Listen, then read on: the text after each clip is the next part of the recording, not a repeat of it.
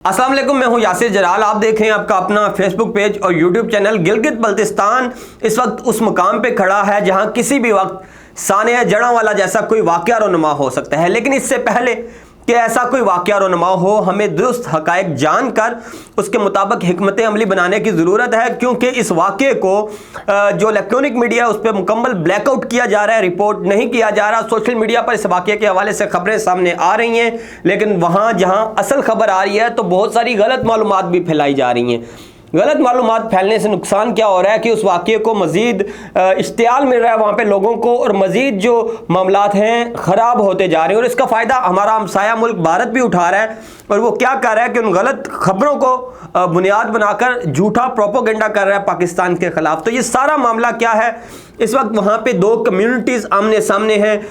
मैं आपको वाज़ा करता चलूँ कि इस वीडियो का मकसद सिर्फ ये है कि वहाँ पे जो चल रहा है उसके असल हक़ाइक़ बताए जाएं, ताकि जो दोनों तरफ पे मिसअंडरस्टैंडिंग है वो ख़त्म हो सके और जो मामला है वो ख़त्म हो। बड़ा हसास मामला है, क्योंकि ये दो कम्युनिटीज़ का मामला है। एक तरफ शिया कम्युनिटी है, एक तरफ सुन्नी कम्युनिटी है। तो हसास मामला तो है, मजहबी मामला है, लेकिन मेरी कोशिश ये है कि मैं आपको दुरुस्त फैक्ट्स एंड फिगर बताऊं, ताकि आपको पता चले कि असल मामला क्या है। जहां इसका एक मजहबी पहलू है तो वहीं इसका एक सियासी पहलू भी है। तो इन दोनों पहलुओं पर आज की इस वीडियो में बात करूंगा और आपको बताऊंगा कि इस सारे मामले के पीछे भारत अपना मज़मूम अज़ाइम में कैसे जो है ना वो इसमें हिस्सा डाल रहा है और अपने मज़मूम अज़ाइम को पूरा कर रहा है। वो सारा कुछ भी आपको आज की इस वीडियो में बताना है। नाज़रीन, सबसे पहले तो आपको बताता चलूं कि गिलगित बल्तिस्तान में इस वक्त शिया कम्युनिटी एहतजाज कर रही है, सुन्नी कम्युनिटी एहतजाज कर रही है। शिया कम्युनिटी एहतजाज कर रही है सुन्नी कम्युनिटी के ख़िलाफ़, और सुन्नी कम्युनिटी एहतजाज कर रही है शिया कम्युनिटी के ख़िलाफ़। मामला सीधा सा है। अब ये दोनों कम्युनिटीज़ आमने सामने आ चुकी हैं। हुकूमत इनके दरमियान मसालहत करवाने में जुड़ी हुई है, कोशिश कर रही है कि दोनों पार्टियों के दरमियान मामला हल हो जाए, लेकिन इसमें जो गलत मालूमात फैल रही हैं उससे मामला मज़ीद ख़राब हो जाता है। गलत मालूमात क्या फैल रही हैं? एक वीडियो सोशल मीडिया पर वायरल हुई, जीबी में लोग एहतजाज कर रहे हैं और उस एहतजाज में आर्मी चीफ के खिलाफ नारेबाजी हो रही है, कुछ ऐसी वीडियो सामने आई। लेकिन असल हकीकत यह है कि ऐसी कोई भी वीडियो जीबी में नहीं बनी, और ना ही जीबी में आर्मी चीफ के खिलाफ कोई नारेबाजी हुई। जो सोशल मीडिया पर वीडियो वायरल है वो गलत है, फेक है, प्रोपोगंडा है, और इंडिया इसका फ़ायदा उठा रहा है। और इंडिया ये कह रहा है कि देखें, जीबी जो है वो डिस्प्यूटेड एरिया है, और उस डिस्प्यूटेड एरिया के लोग पाकिस्तान आर्मी के खिलाफ नारेबाजी कर रहे हैं, तो उससे वो प्रोपोगंडा कर रहा है। दूसरी खबर यह है कि वहाँ के लोगों ने कहा कि हमें सेफ ट्रैवलिंग के लिए जो कारगिल वाला रूट है उसको बहाल किया जाए, ताकि हम सेफ ट्रैवलिंग कर सकें, क्योंकि दूसरे रूट पे उनको धमकियां दी जा रही हैं दूसरी पार्टी की तरफ से। तो उसके ऊपर भी भारत प्रोपोगंडा कर रहा है कि लोग वहाँ पे कह रहे हैं कि कारगिल का रूट खोला जाए ताकि हम वापस इंडिया चले जाए, लेकिन ऐसी कोई बात नहीं है। वहाँ के मुकामी लोगों का कहना है कि कारगिल के रूट से मुराद वो रास्ता है जो दूसरा रास्ता है दूसरे इलाकों को एक्सेस करने का, उस पर आम ट्रैफिक की इजाज़त दी जाए ताकि हम वहाँ से ट्रैवल कर सकें और महफूज सफ़र कर सकें। ये तो थी दो झूठी खबरें जो सोशल मीडिया पर वायरल हैं। इसके अलावा और बहुत सी झूठी खबरें हैं जो वायरल की गई ताकि इश्तियाल फैले, शरंगेज़ी फैले, और वहाँ पे लोग अल्लाह ना करे किसी ऐसे मामले की तरफ जाएं जैसा कि सानिया जड़ांवाला में हुआ। लेकिन अब तक हालात कंट्रोल में हैं, लेकिन हालात उतने भी कंट्रोल में नहीं हैं जितने होने चाहिए, क्योंकि वो क्या कहते हैं कि एक तरफ पेट्रोल पड़ा हुआ है और एक तरफ चिंगारियाँ जल रही हैं। तो वो चिंगारी किसी भी वक्त पेट्रोल को पकड़ सकती है और वहाँ पे तबाही मच सकती है। तो जो शिया सुन्नी जो मामला है, ये पहले भी गिलगित बल्तिस्तान का एक बड़ा इशू रहा है। यहाँ पे इस तरह के मामलात होते रहे। 1988 में ज़िया उल हक के दौर में यहाँ पे एक जेनोसाइड हुआ था, वो उसकी भी हिस्ट्री मौजूद है। लेकिन अब का मामला क्या है उस पर डिस्कशन करते हैं। पार्लियामेंट जो सेनेट है, इसमें मुश्ताक अहमद साहब की जानिब से एक बिल पेश किया जाता है तौहीन सहाबा का, उम्महातुल मोमिनीन का, जिसके ऊपर सदर साहब ने एतराज़ लगा के वापस भी भेज दिया हुआ है उस बिल को। लेकिन उस बिल के ऊपर जो शिया कम्युनिटी के लोग थे उनको कुछ एतराज़ात थे, तो उन्होंने अपने एतराज़ात का इजहार किया, जिसके लिए मुख्तलिफ मकातबे फ़िक्र से उलमा बुलाए गए, उन पर गुफ्तगू हुई। लेकिन उसके बाद क्या हुआ कि वहाँ से एक उनके प्रोमिनेंट क्लर्क हैं जो उनकी नुमाइंदगी करते हैं, शेख बाकर अल हुसैनी, आगा शेख बाकर अल हुसैनी, उनकी जानब से एक वीडियो वायरल हुई, जिस वीडियो में उनके ऊपर ये इल्ज़ाम लगाया गया कि वो उस बिल के तहत किसी ब्लास्फेमी के मुर्तकिब हुए हैं, और उस वीडियो को लेके चलास में और कोहिस्तान के रीजन में और द्यामिर के रीजन में हुआ सुन्नी कम्युनिटी का एहतजाज। अच्छा, आपको कुछ फैक्ट्स बता दूं, जो गिलगित बल्तिस्तान है इसमें 39% शिया कम्युनिटी रहती है, उसके बाद 27% रहती है सुन्नी कम्युनिटी, और 18% है यहाँ पे इस्माइली कम्युनिटी। तो यहाँ पे जो बड़ी कम्युनिटीज़ हैं तीन, इस्माइली, शिया और सुन्नी, उनकी तकरीबन तादाद बराबर है, लेकिन इनके रीजन्स अलग अलग हैं। जो द्यामिर, चलास और कोहिस्तान का एरिया है, यहाँ पे होती है जो सुन्नी कम्युनिटी है वो डोमिनेट करती है। तो सुन्नी कम्युनिटी ने इस पे एहतजाज शुरू किए कि उनके खिलाफ एप्लीकेशन FIR की जाए, उनके खिलाफ एक्शन लिया जाए।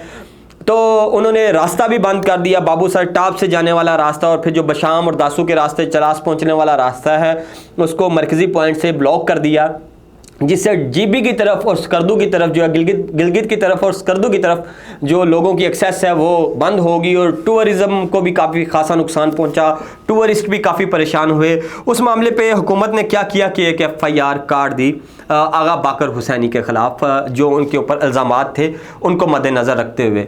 जब वो FIR कटी तो फिर अब उनका जो शिया कम्युनिटी थी स्कर्दू की, क्योंकि उनके लिए वो प्रोमिनेंट लीडर हैं, तो शिया कम्युनिटी आ गई मैदान में, और उन्होंने कहा कि हम अपने क्लर्क को गिरफ्तार नहीं होने देंगे, और उन्होंने एहतजाज शुरू कर दिए। इधर से जो दूसरी सुन्नी कम्युनिटी थी वो एहतजाज कर रही थी कि जो रज़ा बाकर साहब हैं, बाकर हुसैनी साहब, उनको गिरफ्तार किया जाए, और जो शिया कम्युनिटी थी वो कहती थी कि हम गिरफ्तार नहीं होने देंगे। इस दौरान जो सोशल मीडिया पर मिस इन्फॉर्मेशन भी फैली कि उनको गिरफ्तार कर लिया गया, रेंजर आ गई, जिससे इश्तियाल मजीद बड़ा लोगों के अंदर, और अब एक दूसरे को धमकियाँ दी जा रही हैं। मामला यहाँ तक पहुँच चुका है, लेकिन मुख्तलिफ मकातबे फ़िक्र के उलमा पहुँच चुके हैं GB के अंदर, और वहाँ पे मसालहत करवाने की कोशिश की जा रही है इस मामले के ऊपर। ये तो था वो मामला जो सामने है कि शिया सुन्नी कॉन्फ्लिक्ट है एक मामले के ऊपर, जो मामला जन्म लिया सेनेट में एक बिल आने से, और ये सारा मामला सीधा और सादा आपके सामने है। लेकिन वहाँ की जो GB की कम्युनिटी है, GB के लोगों से जब मेरी बात हुई, वहाँ पे मेरे कुछ दोस्त रहते हैं, जब मैंने उनसे असल हकायक जानने की कोशिश की तो पता चला इसका एक पॉलिटिकल एस्पेक्ट भी है, एक सियासी एस्पेक्ट भी है। और वो सियासी एस्पेक्ट क्या है वो भी आपको मैं एज इट इज़ नरेट कर देता हूँ आपके सामने, ताकि जो अब तक भी मैंने आपके सामने बताया वो तमाम बातें हैं जो एज इट इज़ नरेट की हैं। ना मैं ये कह रहा हूँ कि शिया कम्युनिटी राइट पे है, ना मैं ये कह रहा हूँ कि सुन्नी कम्युनिटी राइट पे है। दोनों तरफ से जायज़ और नाजायज़ मुतालबात एक साथ किए जा रहे हैं। जहां उनके एक कम्युनिटी के जायज़ मुतालबात हैं तो उनके साथ नाजायज़ मुतालबात भी मौजूद हैं, जबकि दूसरी कम्युनिटी के जायज़ मुतालबात के साथ भी नाजायज़ मुतालबात जुड़े हुए हैं। तो दोनों तरफ नाजायज़ मुतालबात मौजूद हैं जायज़ मुतालबात के साथ साथ। मेरा ये मौक़िफ़ है जो अब तक मैंने इस मामले को देखा।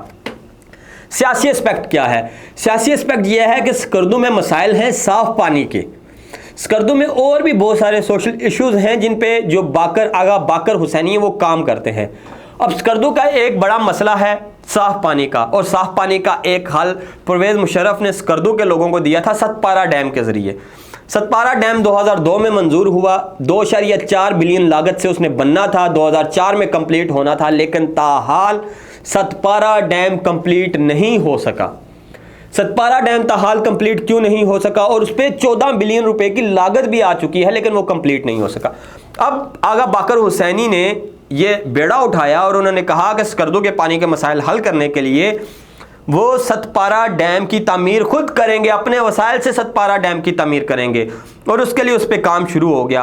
और वहाँ के जो मकामी जर्नलिस्ट हैं उनका ये मौक़िफ़ है या उनका ये मानना है कि शायद उसको भी सबोताज करने के लिए ये सारी एक्टिविटी हो रही है, क्योंकि जो आगा बाकर हुसैनी है उनकी जो वीडियो वायरल हुई, उनका ये मौक़िफ़, उनकी ये वीडियोज़ आज की नहीं है, वो तो शुरू से इस तरह की बातें करते आ रहे हैं। तो अब जाके उन पर FIR होगी इस तरह के मामलात पे, तो मामला इसमें सियासी एस्पेक्ट भी मौजूद है। अब मसला यह है कि वो डैम बना रहे हैं, वो डैम जो 2004 में बनना था उसको आज तक 2023 तक नहीं बनने दिया गया। तो जो नहीं बनने दे रहे, इसमें उनके क्या मकासद शामिल हैं? ये अहम है कि वो लोग जो डैम नहीं बनने देना चाहते वो लोग कौन हो सकते हैं। वो लोग भारत हो सकता है, क्योंकि भारत को मसला है कि जो पाकिस्तानी के ज़ेरे पाकिस्तान के पास जो कश्मीर का एरिया है, जो उनका मौक़िफ़ है, वहाँ पे कुछ इस तरह की चीज़ें ना बने। तो भारत नहीं चाहता कि सतपारा डैम बने और उसके लिए वो वहाँ की मकामी कम्युनिटी को शायद यूटिलाइज़ करता है। ये मेरा ऑब्जर्वेशन है, शायद गलत भी हो सकती है। और मकामी कम्युनिटी का भी ये कहना है कि अगर वहाँ पहाड़ों पे डैम बन गया तो हम तक पहुँचने वाला पानी कम हो जाएगा और सारा पानी उस डैम में रुक जाएगा। तो ये भी एक एस्पेक्ट है कि एक डैम जिसने 2004 में बन के स्कर्दू के लोगों के पानी के मसाइल हल करने थे, वो डैम ताहाल नहीं बन सका। उस पर 2.4 बिलियन लागत आनी थी, उस पर 14 बिलियन लागत आ चुकी है, लेकिन वो डैम नहीं बन सका। और अब जब स्कर्दू के लोगों ने उस डैम को अपनी मदद आपके तहत बनाने शुरू किया तो उनका ये मौक़िफ़ है कि इस डैम के बनाने की वजह से हमें इस तरह की कार्रवाइयों का सामना करना पड़ रहा है। तो ये थे दो एस्पेक्ट्स जो मैंने आपको बताए, जो इस सारे मामले को लेके। एक तो मजहबी एस्पेक्ट है जिसके ऊपर ये सारा मामला खड़ा है और उसको हल करने के लिए हुकूमतें कोशा हैं, और दूसरी तरफ इसके सियासी मकासद हैं, और तीसरी तरफ है मिस इन्फॉर्मेशन जो फैलाई जा रही है इस मामलात को लेके। इस वक्त गिलगित बल्तिस्तान में तमाम कम्युनिटीज़ अपने अपने घरों में हैं। एक ख़ास टाइम है जिस पे आके वो प्रोटेस्ट करते हैं और वापस चले जाते हैं। जो FIR है आगा बाकर हुसैनी के ख़िलाफ़, मेरी इतलात के मुताबिक वो FIR अब तक सील है, उस पर कोई कार्रवाई नहीं हो रही और इस मामले को हल करने की कोशिश की जा रही है। लेकिन इसको संजीदगी से लेने की ज़रूरत है, क्योंकि अगर इसको संजीदा ना लिया गया तो किसी भी किस्म का जेनोसाइड हो सकता है। तो एहतियात की ज़रूरत है। ये थी आज की वीडियो अच्छी लगी यूट्यूब पर देख रहे हैं तो सब्सक्राइब कीजिए, फेसबुक पर देख रहे हैं तो लाइक और फॉलो कीजिए। मुझे इजाज़त दीजिए, अल्लाह हाफिज़।